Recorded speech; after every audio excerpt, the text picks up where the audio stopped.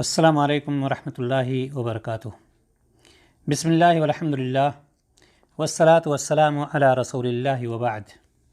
دینی بھائیو اور دوستو، شریعت اسلامیہ میں سچائی کی بہت ہی زیادہ اہمیت ہے اور سچ بولنے کی بہت زیادہ اہمیت ہے، لیکن ہمارے معاشرے میں جھوٹ کا چلن عام ہے اور لوگ ہر معاملے میں جھوٹ بولنے پر آمادہ اور تیار رہتے ہیں۔ سچائی کی اہمیت کو معاشرے کی اکثریت فراموش کر چکی ہے، جبکہ سچائی میں بہت زیادہ برکت ہے اور جھوٹ میں سراسر نقصان ہی نقصان ہے۔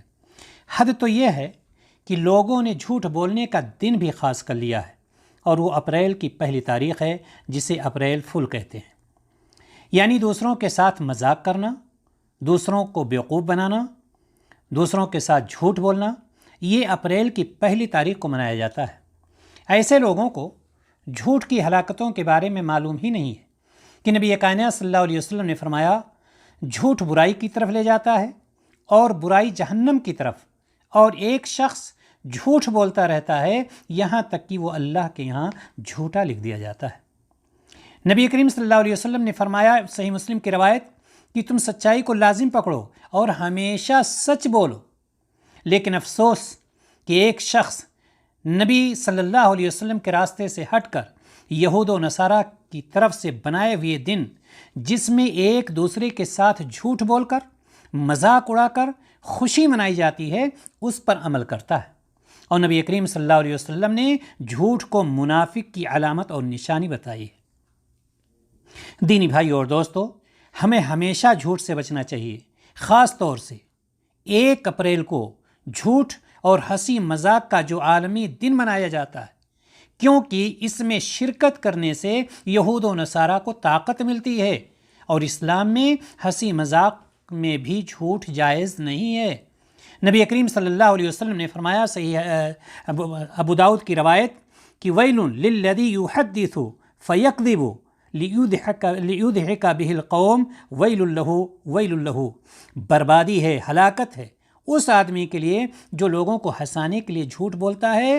آپ صلی اللہ علیہ وسلم نے اخیر میں بھی فرمایا، ویل لہ، ہلاکت ہے، ہلاکت ہے۔ اور اللہ تعالیٰ نے سورۃ الحجرات میں فرمایا، اے ایمان والو، مرد دوسرے مردوں کا مذاق نہ اڑائیں، ممکن ہے کہ یہ ان سے بہتر ہوں، اور نہ عورتیں عورتوں کا مذاق اڑائیں، ممکن ہے کہ ان سے بہتر ہوں۔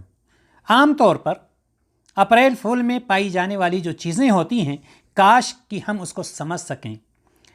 نمبر 1، جھوٹ بولنا پایا جاتا ہے اس میں، جس سے شریعت نے سختی کے ساتھ منع کیا ہے۔ نمبر 2، ایک دوسرے کا مذاق اڑانا، جس سے قرآن میں سورۃ الحجرات میں منع فرمایا گیا ہے۔ نمبر 3، ایک دوسرے کو تکلیف پہنچانا، جس سے شریعت اسلامیہ نے انسانوں ہی نہیں بلکہ جانوروں کو بھی تکلیف پہنچانے سے منع کیا ہے۔